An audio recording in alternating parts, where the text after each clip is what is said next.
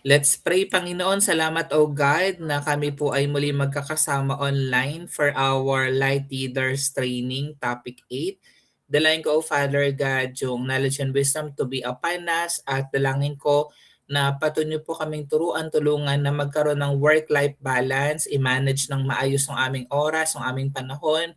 At we pray na turuan nyo kami na i-honor ka sa oras at panahon na kayo rin po ang siyang nagbigay po sa amin, O Father God. Salamat po for this night. We honor you, we glorify you. In Jesus' name we pray. Amen. Ang ating pong topic 8, work-life balance, time management. Pagsasanay tungkol sa work-life balance, pamamahala ng oras. Yan. Isa sa talagang challenging sa atin na mga Kristiyano yung magkaroon ng work-life balance. So karamihan sa atin ngayon, mga estudyante, merong iba may mga sideline, 'di ba? May mga responsibilities tayo sa ating mga tahanan. Minsan meron po tayong mini-maintain na mga grades, 'di ba? Meron po tayong mga gustong ma-achieve in life. Pero sabi dito, work-life balance, so ang pagkakaayos ng ating mga gawain sa trabaho at personal na buhay. Sa mundo ngayon na puno ng mga responsibilidad at hamon, napakahalaga daw na matuto tayong pamahalaan ng ating oras upang maabot natin ang isang kalagayan ng balanse sa buhay. So again, kailangan yung keyword dito is balanse. Hindi naman sinabi ng Lord na buong buhay natin, buong oras natin, buong panahon natin, ibigay natin lang sa Kanya, 'di ba? So He understands na narito po tayo sa world.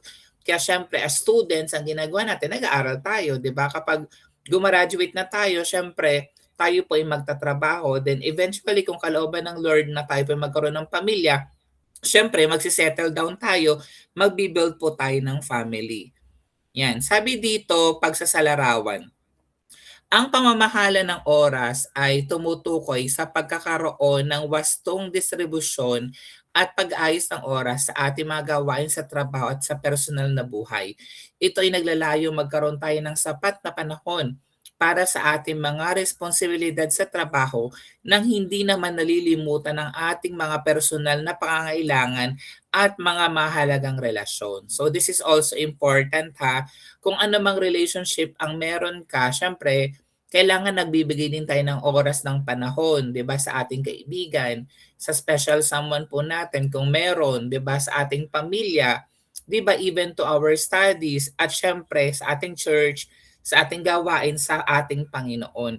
Dapat naunawaan natin na napakahalaga na nagbibigay tayo ng sapat na oras, sapat na panahon para sa ating mga responsibilities. Katulad tonight, I understand nag-commit tayo na maging light leaders, leaders ng ating simbahan. Kaya narito tayo tonight kahit na ipagpapahinga na lang natin.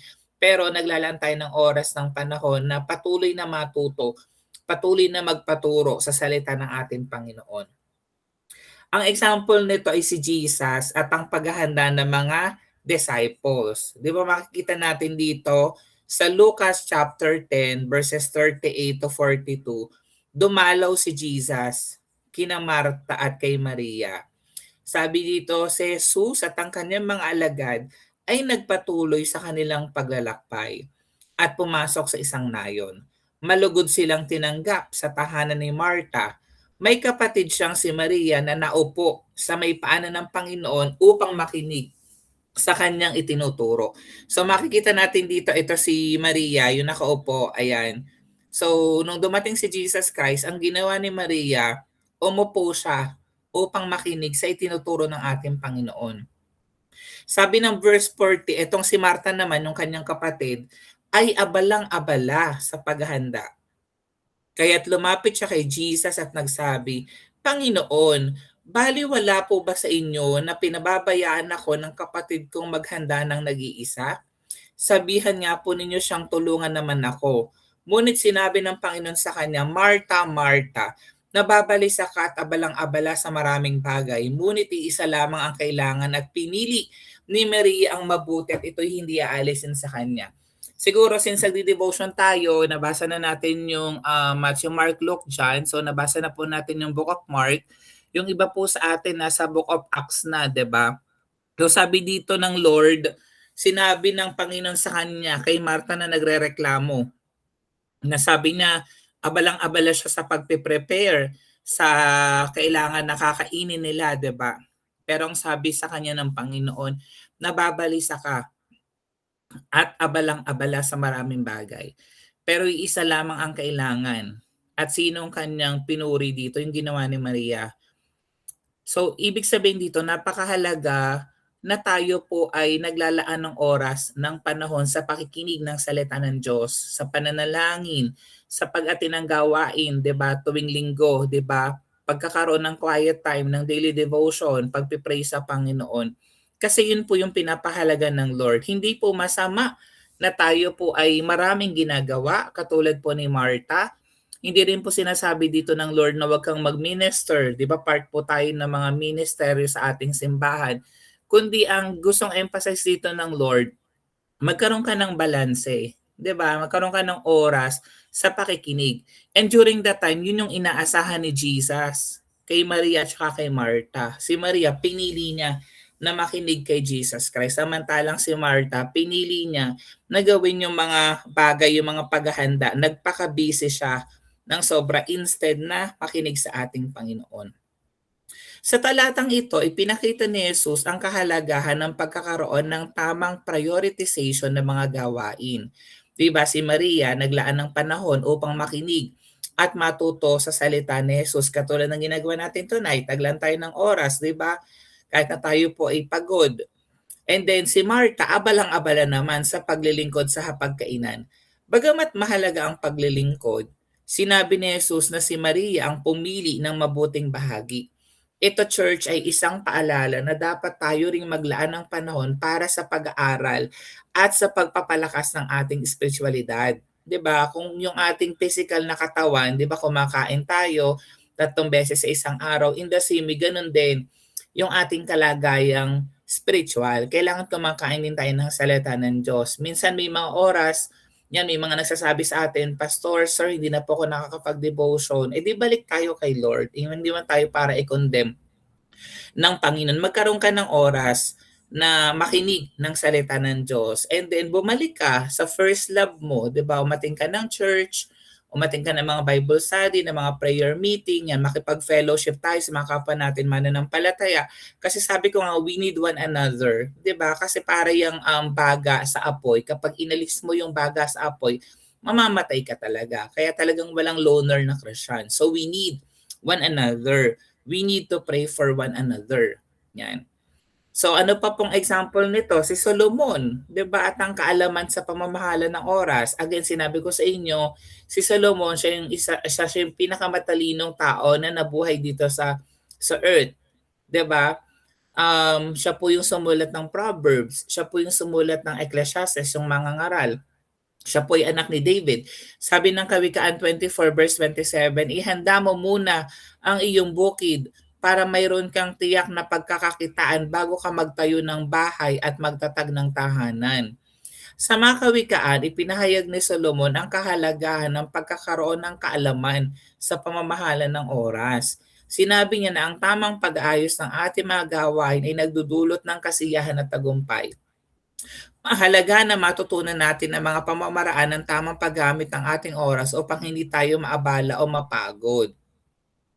At gusto ko ring sabihin sa inyo na hindi ibig sabihin na namamanage mo yung oras mo ng maayos kapag lagi ka nag-church tapos hindi ka naman nag-aaral, di ba? So kailangan, balanse po yun. Kung gaano ka kasipag mag-serve sa Panginoon, mag-church, di ba, mag-devotion, mag-quiet time, ganun din.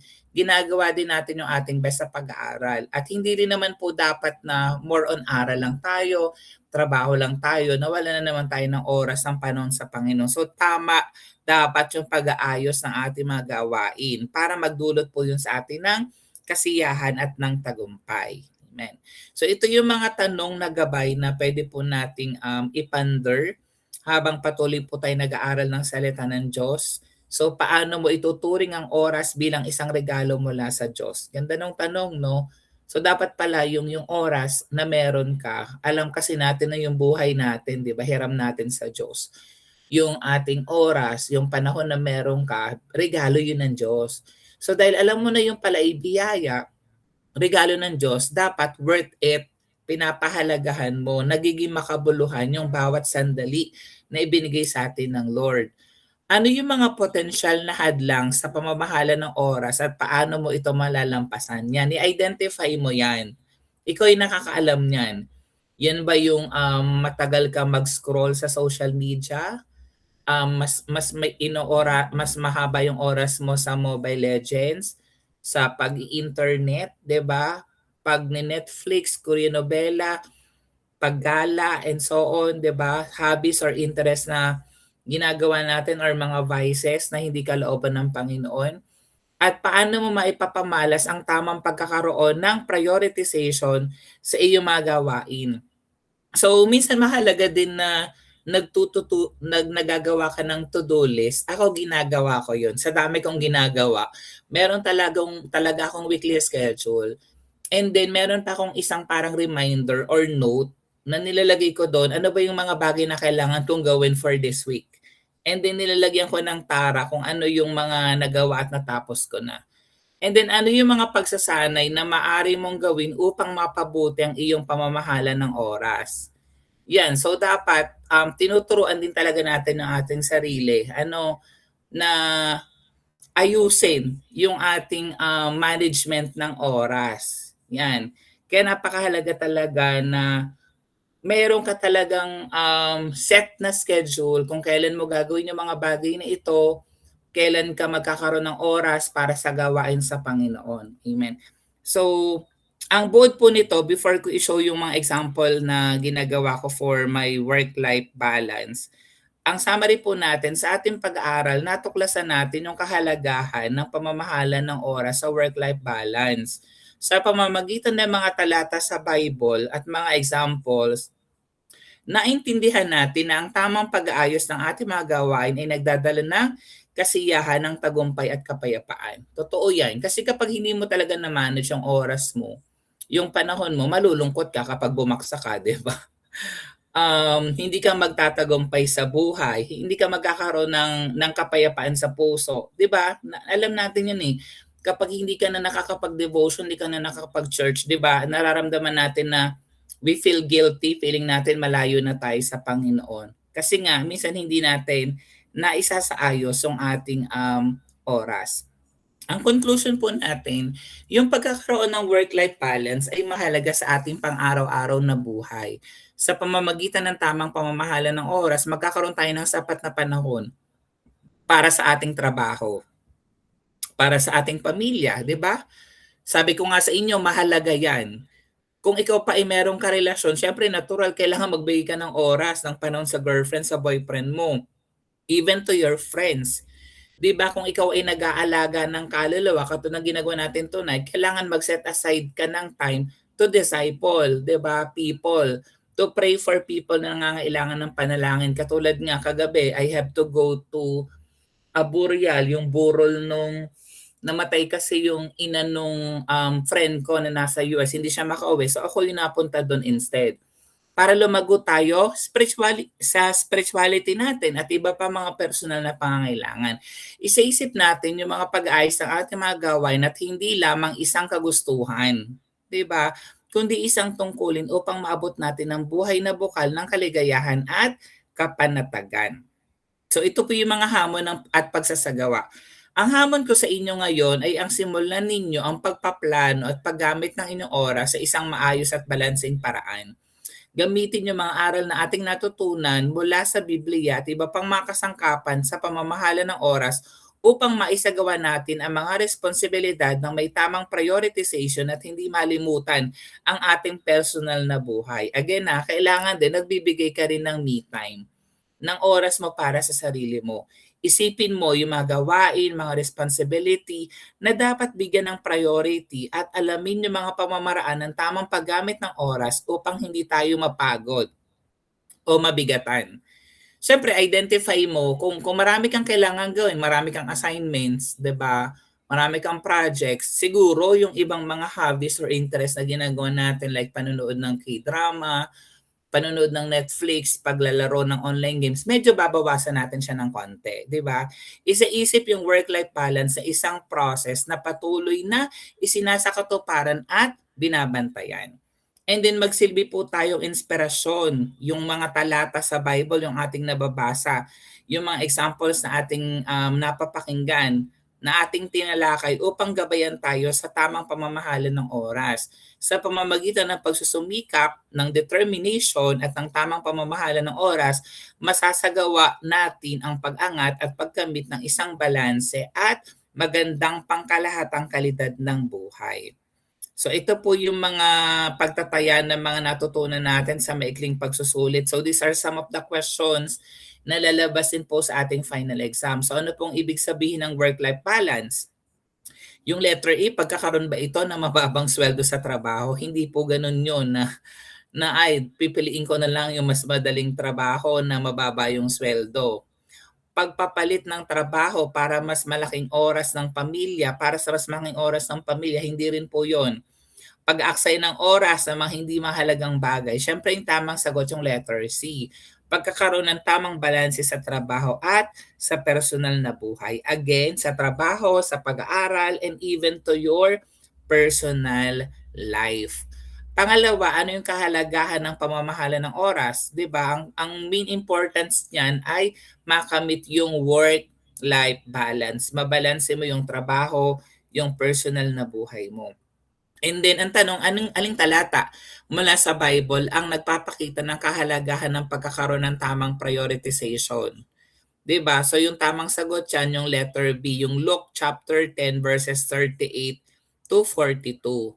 At puwede rin naman po nating piliin yung letter D, yung Kawikaan chapter 24 verse 27 na si Solomon at ang kaalaman sa pamamahala ng oras. So yun yung dalawang puwedeng sagot dito sa item number 3. Ano yung dapat nating gawin kapag nararamdaman ang sobrang pagkaabala sa trabaho? Yan, so maghanap ka rin ng mga paraan upang pamahalaan ang oras ng mas mahusay. Yan. So yun po yung tamang gawin po natin. Paano pa mas effectively natin mamamanage yung oras natin. Ano yung nagdudulot ng kasiyahan at tagumpay ayon kay Solomon sa mga kawikaan? 'Di ba? Nakalagay doon yung tamang pamamahala ng oras. Paano maipapamalas ang tamang pagkakaroon ng prioritization sa mga gawain? Siyempre maglaan ng sapat na panahon para sa mga mahalagang gawain. Again, minsan hindi naman po masama na maglibang, 'di ba, mag-relax. Pero sabi ko nga, kapag meron kang priority, may target ka na kailangan ma-achieve, matapos, siyempre maglalaan ka ng mas malaking panahon or sapat na panahon para dun sa mas important na bagay na kailangan mong gawin. Ano yung maaaring gawin upang malampasan ang mga hadlang sa pamamahala ng oras? So maghanap ka ng mga solusyon at pamamaraan upang maayos ang mga hadlang. Ano ang isa sa mga pagsasanay na maaring gawin upang mapabuti ang pamamahala ng oras? Yung suggestion ko kanina, gumamit ka ng mga planner or ng to-do list. So, ginagawa ko pala 'to. Pakita ko lang later siguro. Number 9, ano yung mga kahalagahan ng work-life balance sa pang-araw-araw na buhay? Makamit ang kasiyahan at kapayapaan. 'Di ba lahat naman 'yun yung goal natin. Kaya minsan hindi tayo nagiging masaya, hindi tayo nagkakaroon ng peace of mind kasi nga hindi natin nababalanse yung ating work at saka yung ating personal life. And then ano yung dapat isaalang-alang sa proseso ng pamamahala ng oras? Siyempre magkaroon ng tamang prioritization at balanse. Amen. Yan, stop ko po muna yung recording.